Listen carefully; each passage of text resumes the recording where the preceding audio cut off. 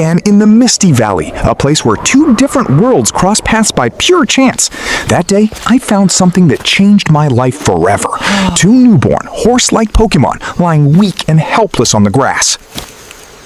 It all began in the Misty Valley, a place where they were Ponyta. One was a fire-type Kantonian Ponyta, and the other was a Galarian Ponyta, a graceful psychic-type creature radiating a magical aura. At first, their legs were so weak that they trembled just trying to stand. I nursed them at home with endless patience, training them to run across the plains every single day to build their strength, and it worked. Driven by their successful training to build energy and power, they developed their own unique hobbies around my house.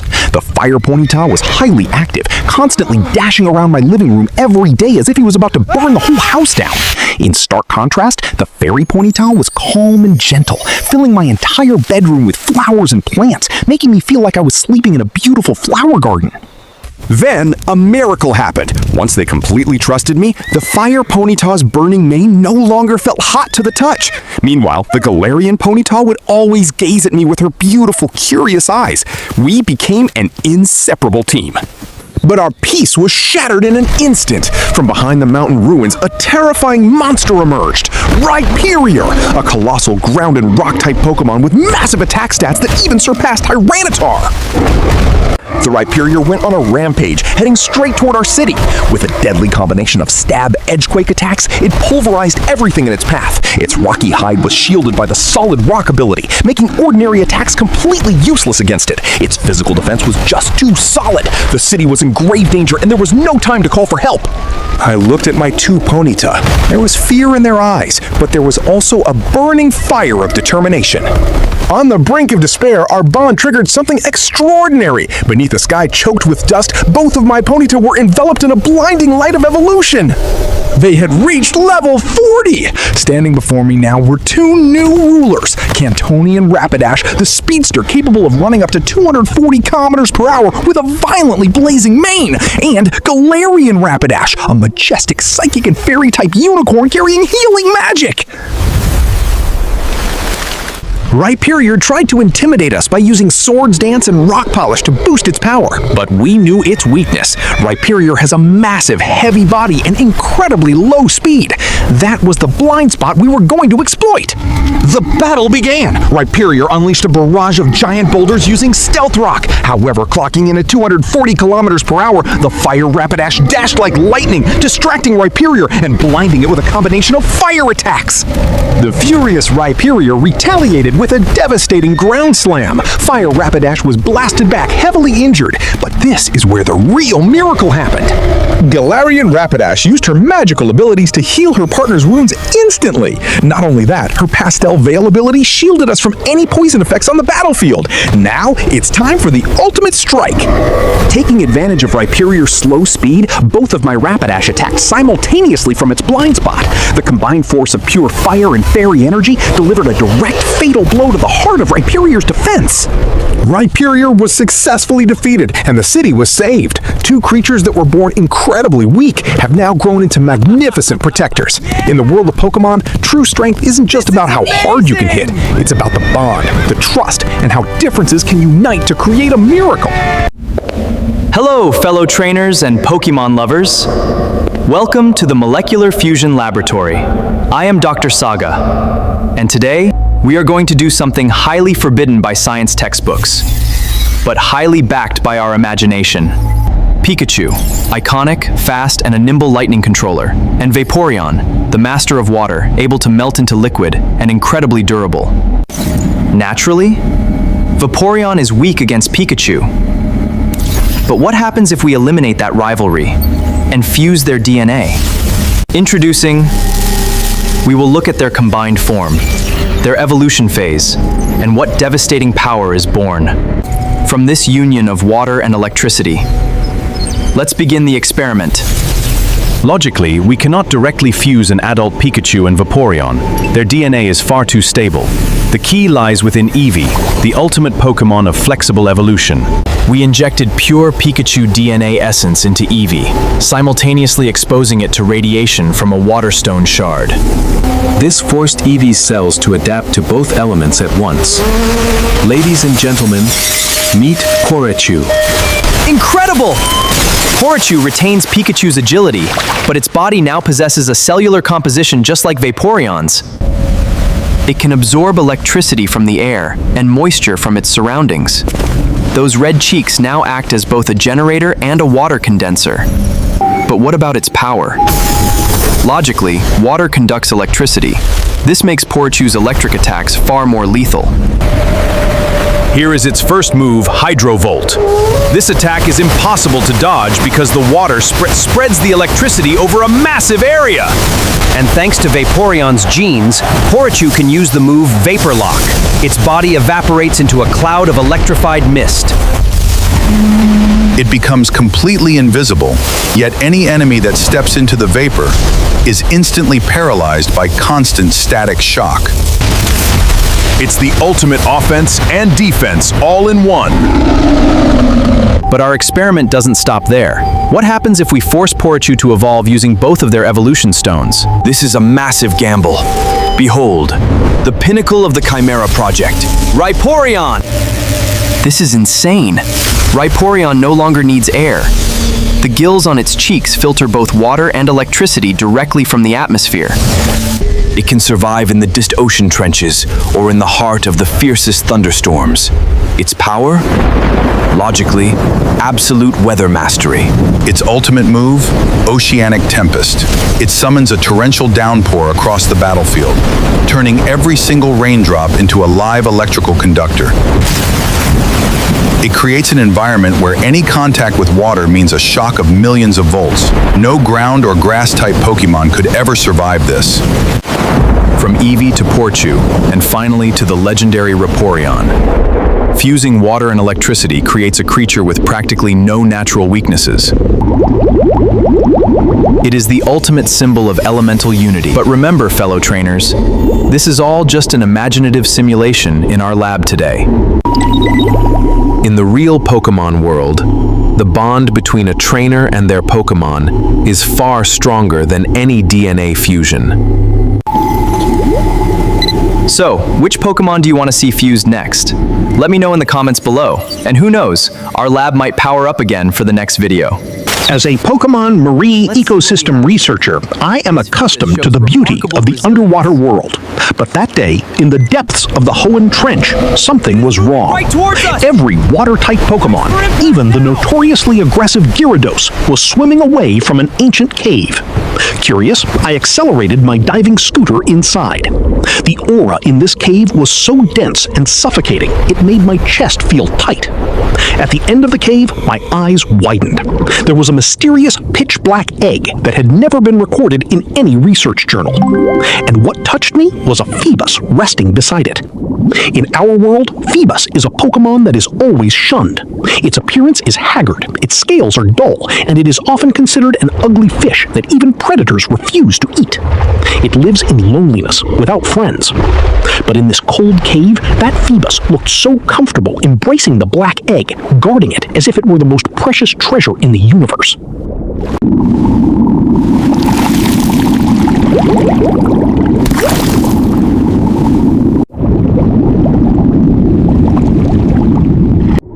For the sake of science, I had to study this egg, but as I reached out, Feebas immediately blocked me.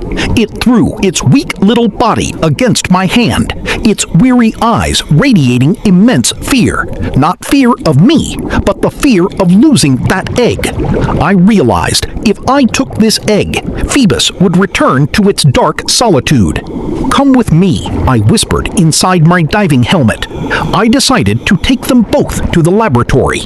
In the lab, I placed them in a special mega-tank aquarium to maintain the egg's natural habitat. For days, I observed them. Feebas never left the egg. It cared for it, sweeping it with its thin fins. Until that night, a crack appeared. An emerald light so blinding suddenly exploded from inside the aquarium. I had to cover my eyes. When the light dimmed, my heart seemed to stop. Out of that black shell, a baby Rayquaza emerged. The legendary Pokémon, protector of the Earth from extraterrestrial threats. I trembled. How could the egg of the ruler of the skies be on the ocean floor? But the next scene left me in awe. The baby Rayquaza did not rage. Instead, it swam toward Feebas, nuzzling its small head affectionately. To the baby Rayquaza, this ugly Feebas was its mother. And Feebas, with all its sincerity, welcomed the Sky Dragon with extraordinary love. Their bond transcended the logic of the food chain or Pokémon hierarchy. That happiness didn't last long. A few weeks later, the laboratory's emergency alarm blared. Satellite sensors detected a foreign celestial object falling at high speed right onto the island above the cave where I first found the egg. The impact triggered mass panic. From the meteor crater, a strange figure emerged with cold eyes and a glowing crystal on its chest. Deoxys, the mythical Pokémon from outer space, instantly shifted its structure into attack form, raining psychic lasers down on the forest. Wild Pokémon ran in terror, sensing its home was being destroyed and its ancient instinct as Deoxys's nemesis called. The baby Rayquaza shot upward, breaking through the laboratory ceiling. Even though it was still small, it could fly using air manipulation. It headed to the island alone. Inside the aquarium, Feebas was in a state of absolute panic. It slammed its head repeatedly against the thick glass until it was injured, begging to be released. I knew I had to act. I transferred Feebas into a small portable aquarium, then rushed to chase Rayquaza in my research helicopter.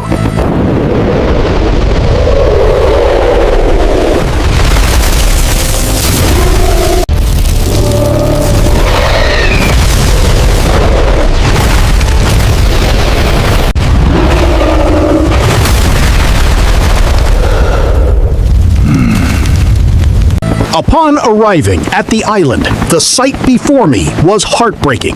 The baby Rayquaza fought with the last of its strength, trying to unleash a small tornado, but Deoxys's attack form was too powerful. A Psycho Boost shot hit the baby Rayquaza's small body, sending it crashing to the ground, covered in wounds. Feebas, seeing its child dying, suddenly emitted an incredible mystical energy from inside my small aquarium. The glass shattered, and amidst a cloud of water vapor, Feebas evolved. Its ugly scales were replaced by beautiful, shimmering magic scales. Milotic, the most beautiful Pokémon in the world, was born from pure, sincere love. Milotic immediately stepped forward to block Deoxys, using its Marvel Scale ability to withstand the laser attacks. However, the power difference was still too vast, and Milotic fell, covered in blood.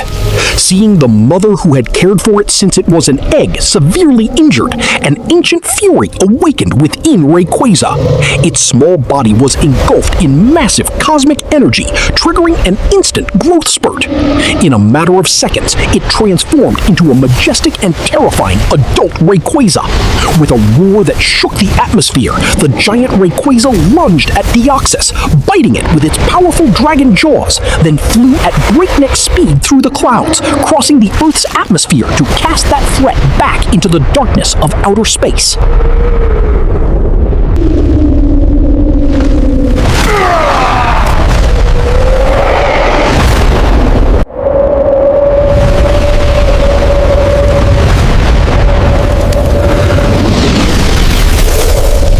As Rayquaza returned from the sky, its body was filled with the scars of battle. It approached Milotic with its head bowed in sadness. But with its remaining strength, Milotic unleashed its deepest spiritual energy. A warm, healing light spread from Milotic's body, restoring Rayquaza's wounds, treating the scratches on my body, and reviving all the Pokémon and plants on this ruined island in an instant. Rayquaza looked at Milotic one last time, a gaze full of gratitude, before finally shooting back into the stratosphere to carry out its duty of maintaining the Earth's balance. Now, the island is at peace again, and by my side stands Milotic, the most beautiful Pokémon that was once a lonely Feebas. We will continue to protect this ocean together. What if everything we know about Pokémon evolution in the Paldea region is a lie? Inside a secret laboratory hidden deep within the crater of Area Zero, a genius scientist named Professor Alden grew bored with evolution lines he deemed too tame. To him, a magician like Meowscarada, a singing Skeledirge, or a dancing Quackaball had lost their true wild instincts. Professor Alden desired something purer, more primal, and far more powerful. The first experiment began with Sprigatito. Professor Alden injected energy from an ancient iron leaf shard to force the plant cells in this cat's body to mutate aggressively. The results were shocking. At level 16, Sprigatito didn't stand up to become Florigato. Instead, it grew into Thorny Lynx. It became a four-legged wildcat with a piercing gaze and spiky fur as rigid as daggers. Alden's ambition didn't stop there. At level 36, that energy exploded, forcing it to evolve into Feralgarm. Instead of becoming a dark type, this Pokémon transformed into a giant quadrupedal beast covered in razor-sharp steel fur of black, green, and deep red. Its once soothing aroma turned into a toxic gas capable of paralyzing foes in an instant. Next up was Fuecoco. Professor Alden didn't want this little reptile to become a singing ghost. He wanted to build a destruction machine. By exposing Fuecoco to radiation from the deepest magma core, its bodily structure hardened. At level 16, Fuecoco changed into Ignisaur. No longer round and laid back, it gained a bright yellow head crest like a crown of fire, ready to ram through anything. The climax occurred at level 36. It evolved into Volcanodrak. Forget the slender Skeledirge. Volcanodrak is a massive, bipedal, ancient dragon wrapped in natural orange, black, and yellow armor plating. Instead of magical singing, every time it roars, waves of pure heat blast from the armor vents on its back, capable of melting even the largest boulders into slag. Finally, the neat and timid Quaxly. Professor Alden extracted genes from an ancient flying-type legendary Pokémon and fused them with Quaxly's signature gel. Alden wanted to breed a Knight of the Skies. At level 16, Quaxly evolved into Crestwing. This avian Pokémon gained a thicker blue crest and a prideful gaze, ready to conquer stormy air currents. And at level 36, its most elegant yet terrifying form was born, Aquagriff. Unlike Quackawal, who dances gracefully on land, Aquagriff is a stout bipedal ruler of the skies with majestic, wide, white wings.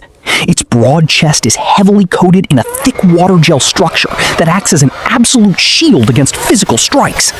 It can summon massive water typhoons from the heavens and dive bomb at the speed of sound. Professor Alden's experiment was a success, but these three Pokémon were far too wild to be tamed.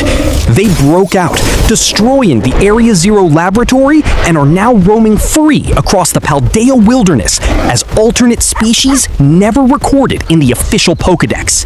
Hello, trainers! Welcome back to my secret lab. Today, we're doing something absolutely crazy, but somehow, under Pokémon medical theory, it actually makes sense. You all know Charmander, right? That cute fire lizard whose tail burns brightly when it's healthy? And you definitely know Darkrai, the mythical master of nightmares from the Sinnoh region. Here's the question. What happens if we extract Darkrai's shadow DNA and inject it into a Charmander egg? Will its fire be extinguished? Or will we create a whole new monster that rules the darkness? Experiment day 45. The egg has finally hatched. Meet our research subject, Chardark. In terms of Pokémon biology, this fusion drastically alters Charmander's body structure. Its skin is no longer orange, but a charcoal dark gray that absorbs light. And look at its tail! It no longer burns oxygen, instead it burns dark emission energy. If the flame is a deep purple, it means it's in prime condition. What about its diet? Now this is fascinating. A normal Charmander is an insect-hunting carnivore, but Chardark? It doesn't need meat. It stalks small Pokémon. Puts them to sleep, and then the flame on its tail feeds on the target's nightmare energy. Efficient, but pretty terrifying. However, the biggest mystery is its evolution. Remember, Darkrai cannot evolve, so how does Charmander's evolutionary instinct respond to this legendary DNA? At level 16, it becomes Umbra-Melian. It gets extremely aggressive. Charmander's Blaze ability mutates into Shadow Blaze. When weakened, its fire attacks spike by 1, but the flames turn pitch black, capable of burning the opponent's shadow.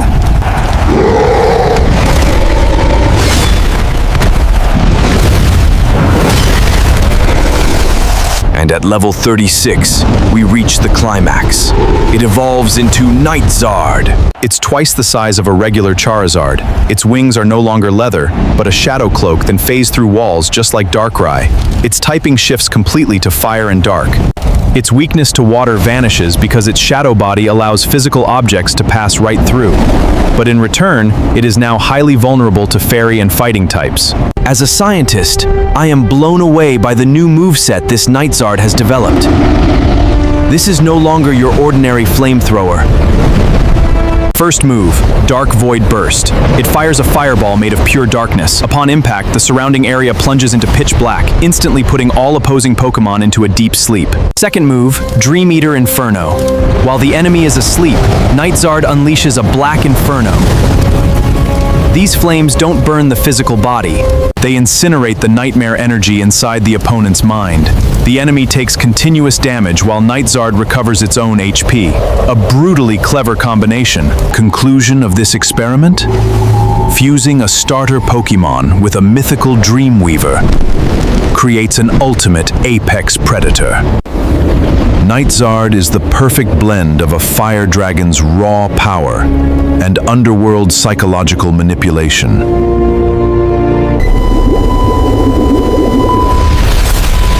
But don't worry, this experiment only exists within my lab's computer simulation.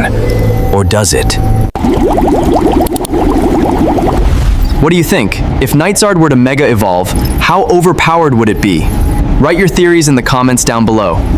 Our adventure doesn't end here. Do you have any Pokemon ideas you want us to cover? Thoughts on today's video? Drop them right down in the comments section below. Don't forget to like, comment, and subscribe. See you in the next video.